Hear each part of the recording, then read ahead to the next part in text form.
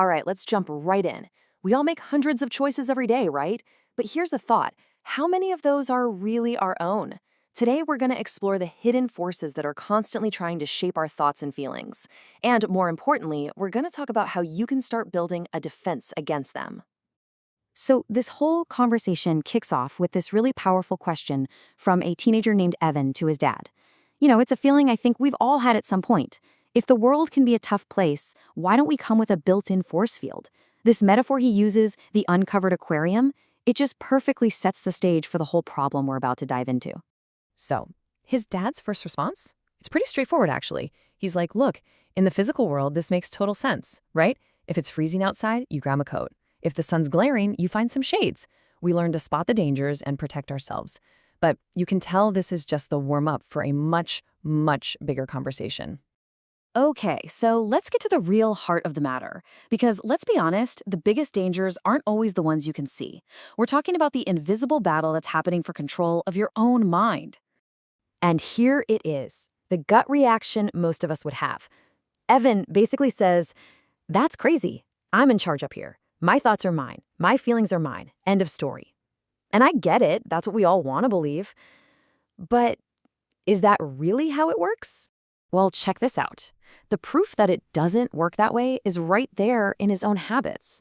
Evan himself talks about doom scrolling late at night, feeding his brain a steady diet of climate disasters, school shootings, toxic algorithms, and just people being awful to each other online. That anxiety he's feeling, it's not coming from nowhere. It's a direct result of what he's letting in.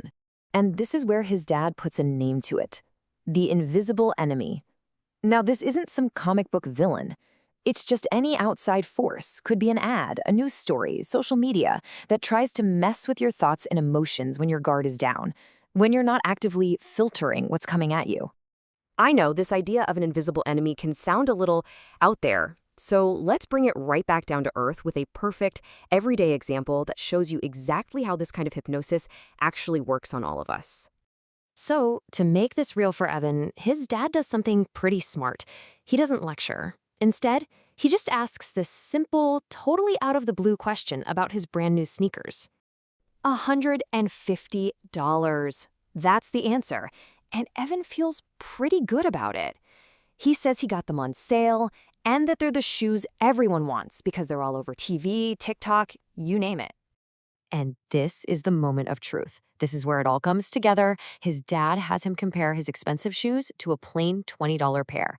And when you break it down, wow, the materials are the same, the way they're made is the same. The only real difference is that little red star on the heel. Think about that. He paid an extra $130, not for a better shoe, but for a symbol, for the feeling of status and confidence it was supposed to give him. And bam, you can almost see the light bulb go on over his head. The realization just hits him. He says, wait a minute, somebody hypnotized me, didn't they? He sees it clearly. He wasn't making a logical choice. He was manipulated by a story, a brand, an invisible force into spending a ridiculous amount of money.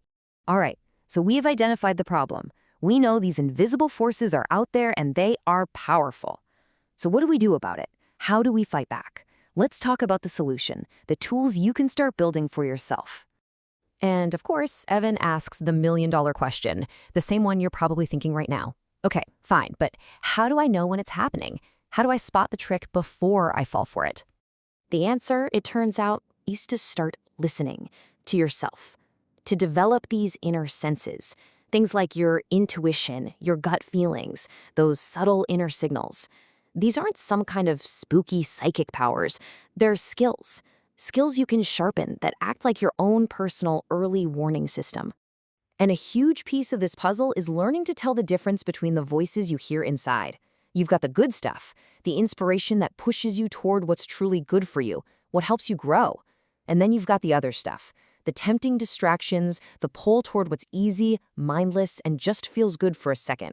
Learning to tell them apart is the whole game. Okay, let's wrap this up by putting it all together. What is the actual practical strategy here? This is your first line of defense. This is how you start taking back control. The very first step, and honestly the most important one, is a change in mindset. If you go through life thinking it's all a harmless video game, you're leaving yourself wide open. You have to accept that there are forces out there, invisible enemies, trying to influence you. Just knowing the game is being played is your first and best shield.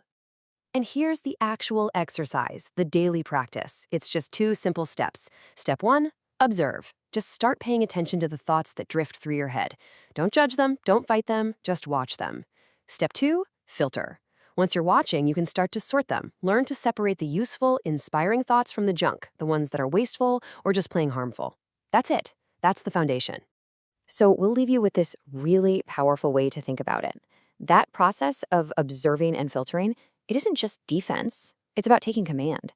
Imagine you have this whole inner army of positive, powerful thoughts just waiting for you to lead them. So the question is, now that you know the battle is real, what's your first order?